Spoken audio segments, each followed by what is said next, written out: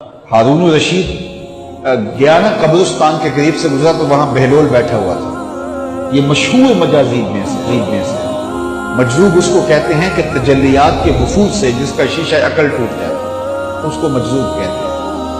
اور لوگ اسے پاگل کہتے ہیں لیکن اصل میں تو عقل مند یہ ہیں. تو بہلول بیٹھا تھا قبرستان میں تو ہارون الرشید گزرا تو بہلول نے توجہ نہ دی. تو ہارون الرشید نے چاہا کہ میں اس کو دکھاؤں کہ میں محل کیا ہوتے ہیں، تخت و تاج کیا ہوتے ہیں.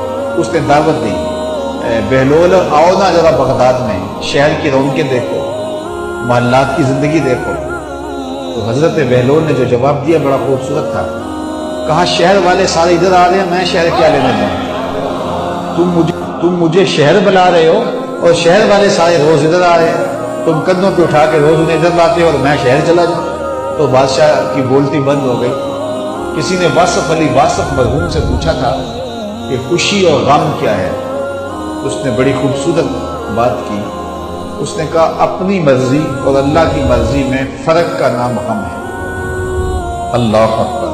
اور اپنی مرضی کو اللہ کی مرضی میں فنا کر دینا اس کو خوشی کہتے ہیں. جو اللہ چاہتا ہے ہوتا وہی ہے. بندہ چاہتا ہے کہ یہ ہو، اللہ چاہتا ہے کہ یہ نہیں، یہ ہو تو ہوگا وہی جو رب چاہے گا. تو پھر نتیجہ کیا ہوگا؟ بندہ چاہے گا جو میں چاہ رہا ہوں، کہے گا جو میں چاہ رہا ہوں وہ ہوا نہیں، بندہ دکھی ہو جائے گا. لیکن اگر وہ اپنی خواہشات کو، اپنی آرزوؤں کو رب کی رضا میں گم کر دے گا تو پھر جو ہے وہ اسے حقیقی مسرت میں خوشی نصیب ہو جائے گی. تو استغنا کی دولت یہ حیات طیبہ کا روپ ہے.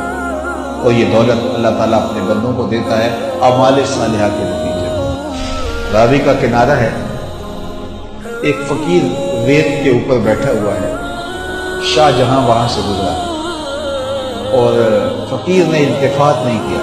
بادشاہ کے ساتھ خدام تھے، زرق برق کو شاخوں میں ملبوس نوکر تھے. پورے شاہی تم طراق کے ساتھ جا رہا تھا. تو فقیر نے التفات ہی نہیں کیا، توجہ ہی نہیں دی. بادشاہ کے دل میں بڑی بات آئی. وہ آ گیا فقیر کے پاس، رک گیا اور کہا کہ ایک بات تو بتاؤ، زندگی کیسے گزر رہی ہے؟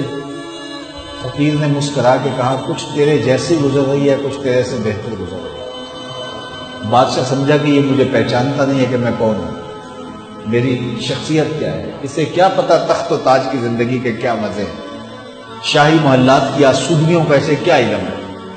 اس نے کہا مجھے جانتے ہو؟ کہا ہاں تم شاہ جہاں ہو، ہندوستان کے بادشاہ ہو. تو کہا پھر یہ بات کہہ دی، تمہیں نہیں پتا ہے کہ تخت و تاج کی زندگی کیا ہوتی ہے؟ آؤ میرے ساتھ چلو دہلی میں اور وہاں دیکھو کہ شاہی محل کے مزے کیا ہوتے ہیں. اللہ اکبر. اس نے کہا میرے لیے یہی بہتر ہے. تخت سکندری پہ وہ تھوکتے نہیں، بستر لگا ہے جن کا تیری دل. تو کہا کہ بتاؤ، یہ تم نے جو کہا کہ کچھ زندگی تمہارے جیسی گزر رہی ہے، کچھ تم سے بہتر گزر رہی ہے، یہ بات میری سمجھ میں نہیں آئی. اس فقیر نے کہا کہ بادشاہ جب رات کو تم سوتے ہو تو پھولوں کی سیج پہ سوتے ہو نا، اور میں ریت پہ سوتا ہوں. جب آنکھ لگ جاتی ہے تو تمہیں بھی نہیں پتا ہوتا میں کہاں سویا ہوں، اور خبر مجھے بھی نہیں ہوتی کہ میں کہاں سویا ہوں. اس وقت تیری اور میری زندگی ایک جیسی گزر رہی ہے. اور جب سحری کے لمحے ہوتے ہیں، تم سو رہے ہوتے ہو، میں اٹھ کے مصلی بچھا لیتا ہوں اور میری وہ زندگی تیری زندگی سے بہتر گزر رہی ہے. تو استغنا کی دولت اگر مل جائے فَلَنُحْيِيَنَّهُ حَيَاةً طَيِّبَةً، تو یہ ستھری اور پاکیزہ زندگی. جو انسان اچھے عمل کرتا ہے اللہ اس کی طبیعت میں استغنا پیدا کر دیتا ہے. وہ للچائی ہوئی نظروں سے دنیا کو نہیں دیکھتا. اس کی نظر کے اندر ہرس کا پانی نہیں ہوتا، وہ خواہشات کا اسیر نہیں ہوتا، بلکہ اس کی زندگی طمانیت میں گزرتی ہے. وہ اللہ کی تقسیم پہ راضی ہو جاتا ہے. حضور نبی رحمت صلی اللہ علیہ وسلم کا ایک فرمان سنیے. حضور نے فرمایا انظروا الی ما اسفل منکم. حضور نے ارشاد فرمایا جو اپنے سے نیچے ہے اس کو دیکھو، تم سوکھے ہو جاؤ گے، دکھی نہیں ہوگے. اپنے اوپر دیکھو گے تو دکھی ہو جاؤ گے، میرے پاس یہ بھی نہیں ہے، میرے پاس یہ بھی نہیں ہے، میرے پاس یہ بھی نہیں ہے. لیکن اپنے سے نیچے دیکھو. تم 5 مرلے کے مکان میں رہتے ہو تو دیکھو وہ بھی جو جھونپڑیوں میں رہتے ہیں تو تمہیں سکھ ملے گا، تم وہاں آسودہ ہو جاؤ گے. لیکن تم 10 کنال کے بنگلے میں بھی رہتے ہو، لیکن آگے دیکھو گے کہ فلاں ایکڑوں میں رہتا ہے تو آپ کے لیے وہ بنگلہ بھی تنگ تنگ دکھائی دے گا. تو اوپر نہ دیکھو، نیچے دیکھو. نیچے دیکھو گے تو سوکھے رہو گے، زندگی سوکھی گزارنے کا ضابطہ رسول کریم نے بیان کر دیا کہ اپنے نیچے دیکھو، اپنی مٹی پہ ہی چلنے کا